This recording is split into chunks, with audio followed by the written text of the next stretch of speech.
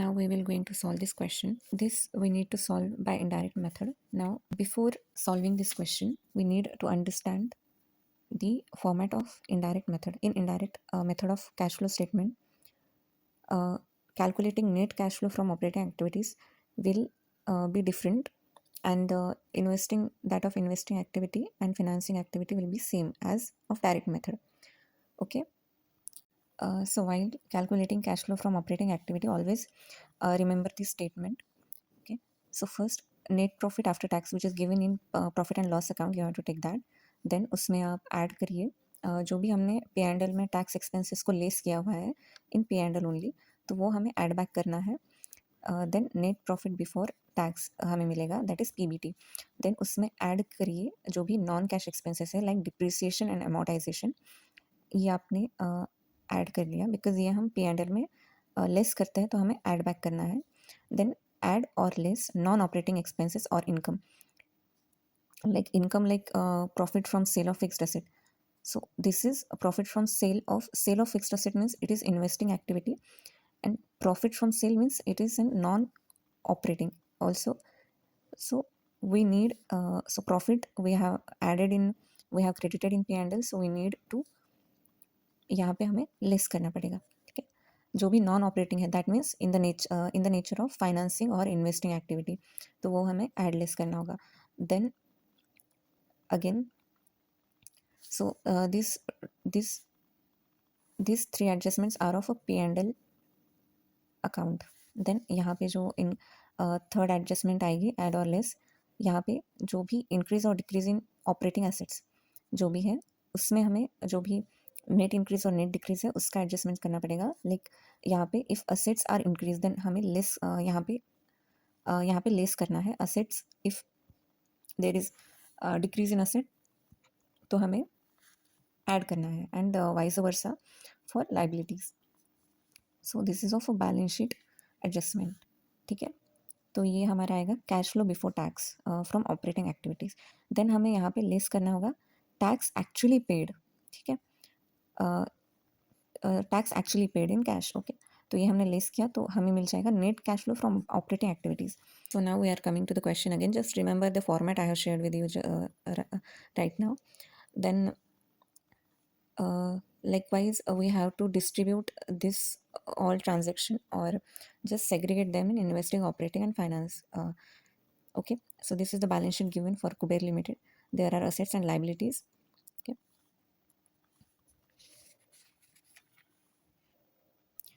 so just read these adjustments. Here it is given as profit after tax for the year ended 31st March 2022, like 4,450 lakhs.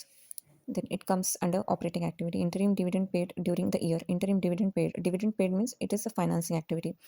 Here it is given depreciation and amortization. So it is related to investment. Like it is related to fixed assets. So it comes under investing, and non-cash also. So there are sale of two machineries. So it also comes under investing. Then income tax paid is operating. ठीक है, यहाँ पे एक note दिया हुआ है other financial assets, other non current and current assets. जो भी ये other current liabilities, other current assets and other financial assets जो भी है ये हमें मतलब ये हमें रिलेटेड टू ऑपरेशंस दिया हुआ है of Kuber limited. So this comes under operating activities. तो यहाँ पे मैंने ऑपरेटिंग करके लिखा हुआ है. ठीक है, and they do not contain any element of financing और इन्वेस्टिंग एक्टिविटीज़. तो ये फाइनेंस और इन्वेस्टिंग एक्टिविटी नहीं है, ये ऑपरेटिंग एक्टिविटी है, तो हमने यहाँ पे डिनोट कर लिया है ओ से. ठीक है, तो लेट्स अभी जैसे कि आपने मेरे पहले 2 वीडियोस देखे होंगे, I usually do this activity. So आप एक बार से ऑल एक्टिविटीज़ मतलब ये ऑल जो लेजर है उसके सामने आई ओ और एफ करके डिनोट कर लीजिएगा, तो आपको आसानी होगी क्वेश्चन सॉल्व करने में.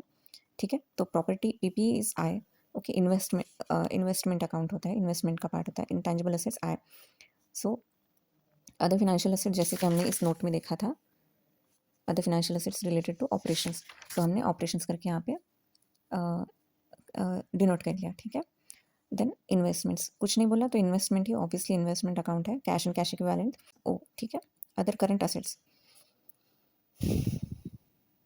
Then equity share capital finance other equity, like this is equity का ही पार्ट होता है, तो it is like even this account only, ठीक है। Then long term borrowings finance का पार्ट होता है, other non current liabilities O that is operating, trade payables operating, bank overdraft, this is cash and cash equivalent only, we need to settle in cash or bank balance, ठीक है। other current liabilities operating। now अभी solving कैसे करनी है, ठीक है।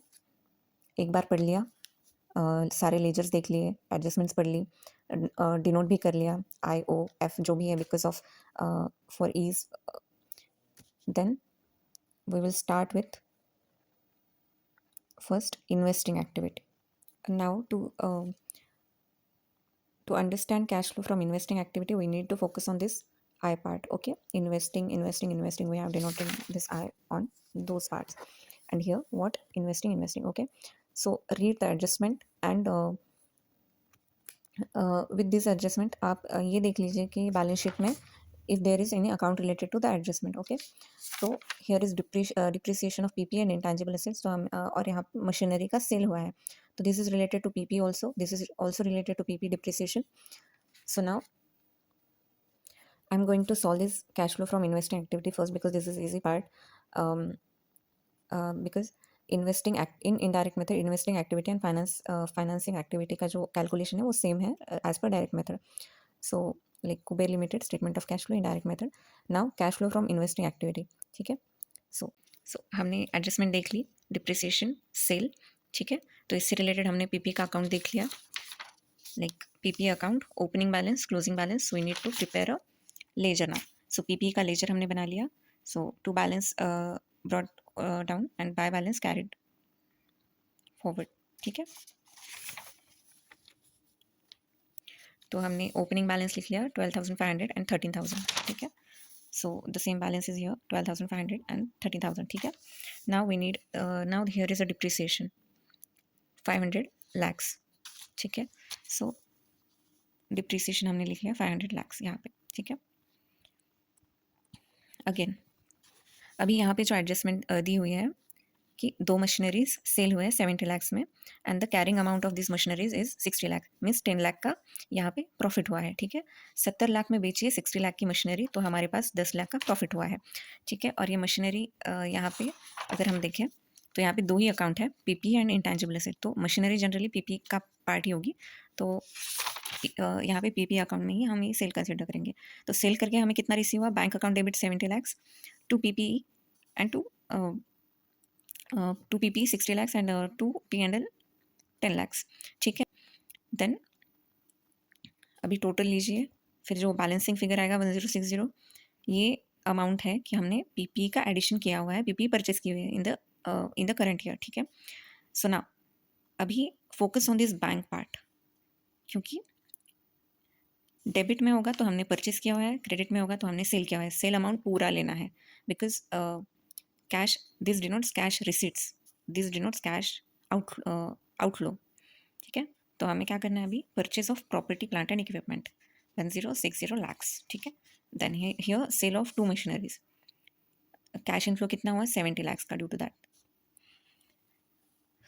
Now see here अभी PP का डिप्रिसिएशन का एडजस्टमेंट हमने कर लिया एंड सेल ऑफ मशीनरीज का एडजस्टमेंट हो गया.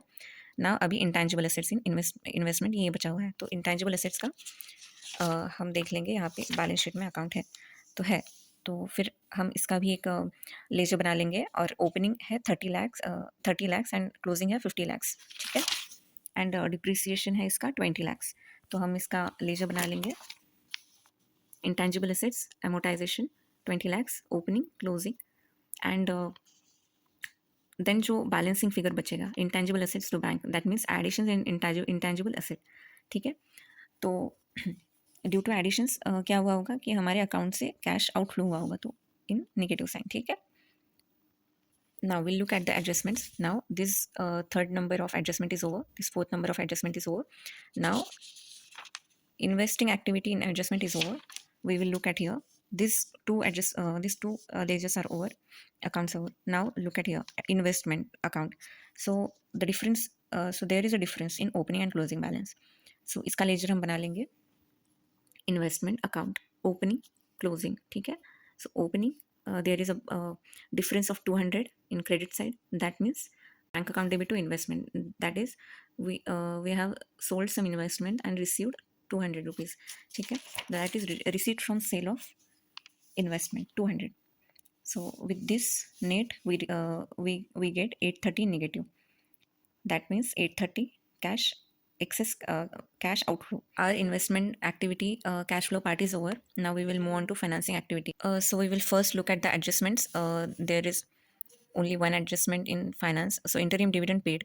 So this is directly given a payment, and we just need either payment or receipt in cash or bank.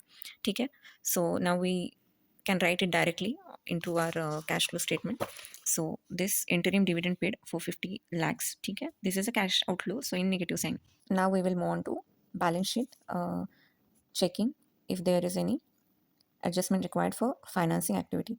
So here there is no addition of or there is no issuance of equity share capital, so we will skip it.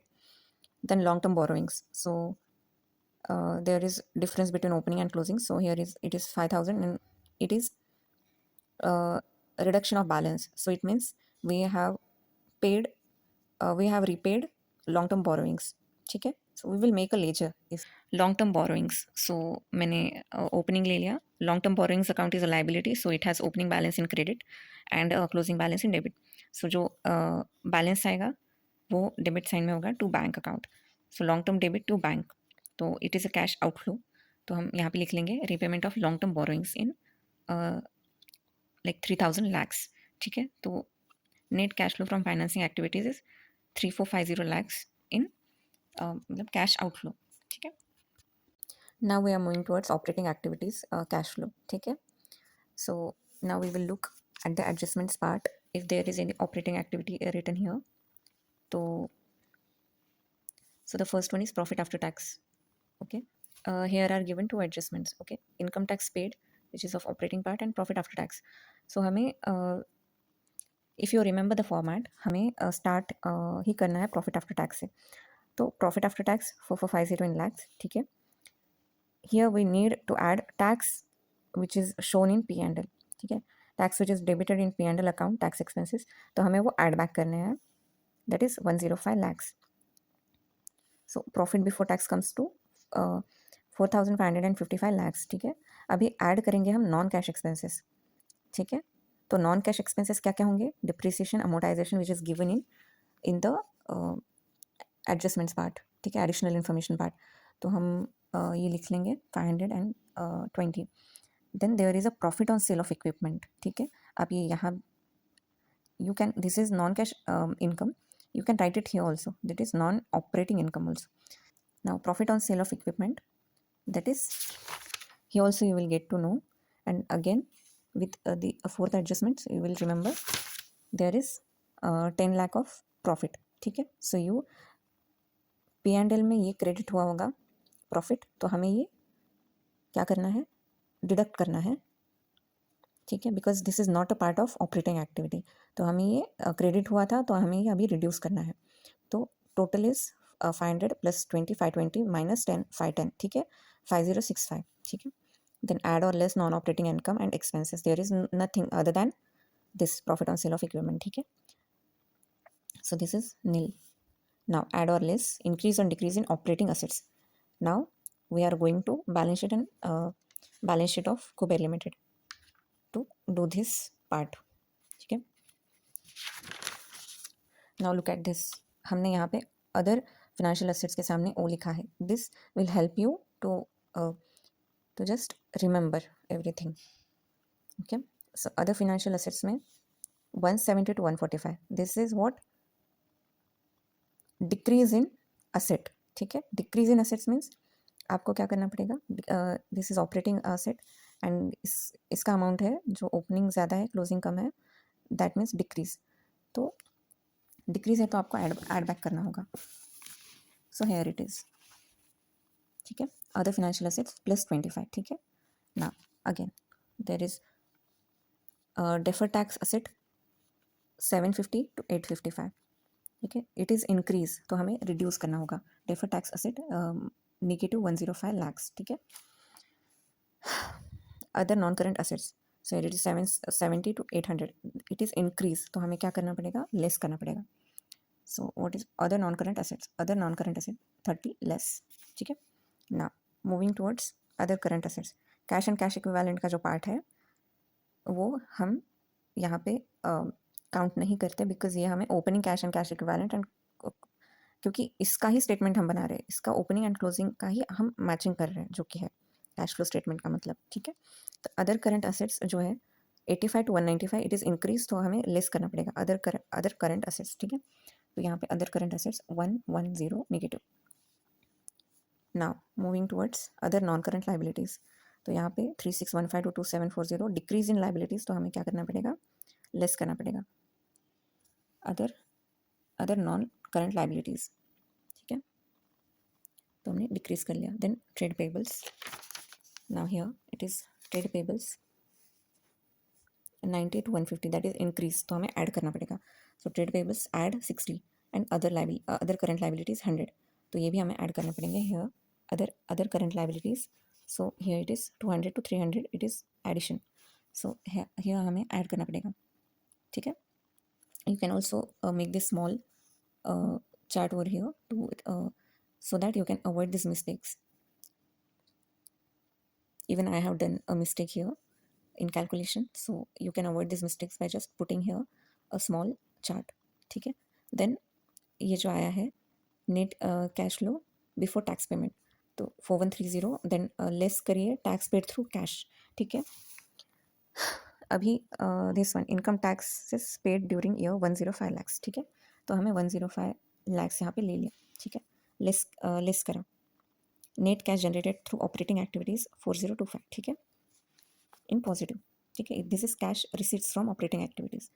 Now ma'am आपने यहाँ पे भी 105 लाख ले लिया और यहाँ पे भी 105 लाख ले लिया, यहाँ पे आपने ऐड बैक करा और यहाँ पे आपने लेस किया. देखो यहाँ पे जो पी एंड एल में हमने टैक्स एक्सपेंसेस जो डेबिट किए हुए पी एंड एल में वो ऐड बैक करते हैं, और यहाँ पे जो tax actually paid through cash है तो ये यहाँ पे लेस करते हैं. अगर हमारे पास बैलेंस शीट में प्रोविजन फॉर टैक्स और प्रीपेड टैक्सेस ऐसा कुछ एडवांस टैक्स ऐसे कुछ अकाउंट दिखते हमें, तो this amount might be change. ठीक है. और ये क्यों सेम आया, क्योंकि हमें पी एंड एल में हमें पी एंड एल नहीं दिया हुआ है, तो हमने मान लिया कि जितना हमने टैक्सेस पेड किया हुआ है उतने ही करंट ईयर के एक्सपेंसेस है, तो ठीक है हमने सेम ही ले लिया है यहाँ पर. ठीक है. Now coming to the final, now we will jot down here cash flow from operating activities 4025, cash, that is cash receipts, cash inflow, cash flow from investing activities 830, cash flow from financing activities 3450 lakhs in negative. ठीक है. Then net cash flow from all activities, that is 255 cash, 55 lakhs outflow. ठीक है. Then add opening cash and cash equivalent amount, means cash balance plus bank balance plus investment whose maturity period is less than 3 months or less, again less bank overdraft from it. ठीक है. तो अभी यहाँ पे जो हमने देखा था, यहाँ पे हमें बैंक ओवरड्राफ्ट अकाउंट दिया हुआ है, तो जो कैश का जो बैलेंस है, जो कैश एंड कैश इक्विवेलेंट का जो, ठीक है, तो ये हमें यहाँ से डिडक्ट करना होगा बैंक से. तो ये मैंने यहाँ पे कर लिया opening cash and cash equivalent, तो 460 माइनस 60 बैंक ओवरड्राफ्ट, तो ये 400 lakhs आया. Closing cash and cash equivalent is 220 minus 75, that is 145. ठीक है. तो यहाँ पे हमें नेट कैश फ्लो में ऐड बैक करना है opening cash and cash equivalent, तो ये हो गया 400 जो हमने यहाँ पे निकाला 400, एंड तो हमें अभी 400 माइनस 255 कितना आया 145, तो closing cash and cash equivalent कितना आ रहा है हमें कैश फ्लो स्टेटमेंट से 145 lakhs. तो ये मैच हो गया, यस मैच हुआ. ठीक है. That means our cash flow statement is correct. ठीक है.